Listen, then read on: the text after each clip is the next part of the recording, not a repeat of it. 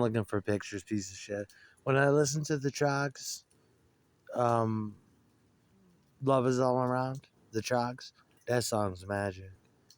Someone ordered a Sears 12 string and went to the studio and you know, made the tracks. Love Is All Around. That song's ultimate. Yeah, that's another magical. You should have that in your book.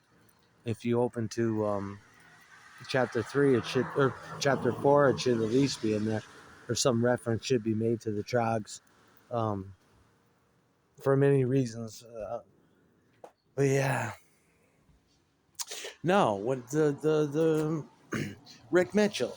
You know how everybody back, your father, if you're my age, your father had Murray the K, your father had Ed Sullivan, your father had your father had Shindig, your father had Crawdaddy, your father had um the whiskey, the bistro a go go. He had the Vietnam War. It was a whole different shit. I mean, yeah, I know, Kelly, but nah, you know the PTSD, battle fatigue, disgruntled the worker that went postal didn't go postal, but it was rough back then.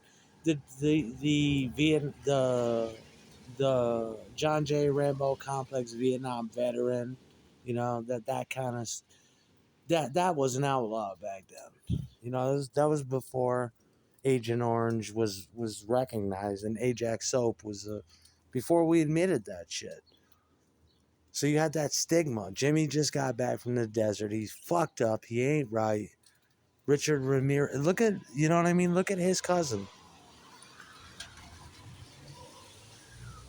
When I fuck, oh God, I love to fuck that bitch. I gotta go jerk my fucking dick.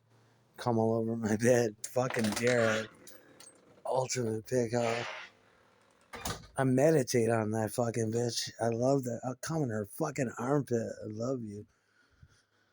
Fucking bitch. Yeah, but when I think of like there was only certain music me and my dad shared. It was a select catalog of Ziggy.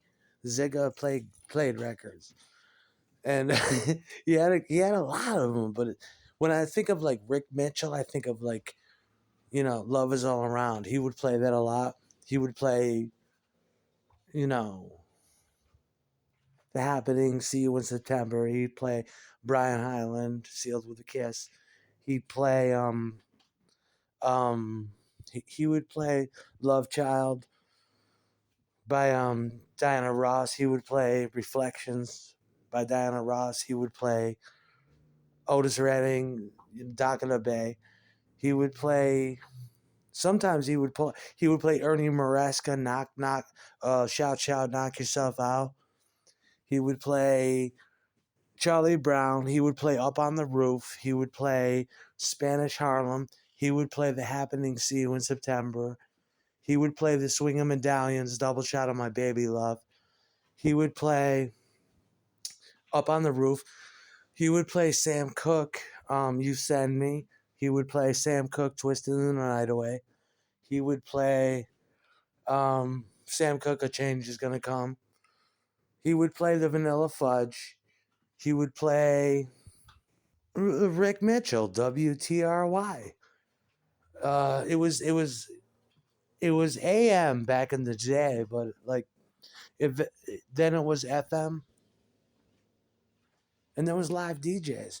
Every time I would just deface Sue and just oh god, like that's how I'm gonna do Deerhead, just like that. Like the way I used to do Sue, it would be to the soundtrack of Rick Mitchell. Rick Mitchell. There was only two other dudes, and Rick had his own playlist, and Rick would do. Rick played the music we wanted to hear. When we was writing songs as a band, we were listening to AM Gold. We didn't care about what we wanted was like we were after some kind of formula. Like Our music would be from a different time anyway. It wouldn't matter. We were looking for Tin Pan Alley. We were looking for Hitsville Passaic.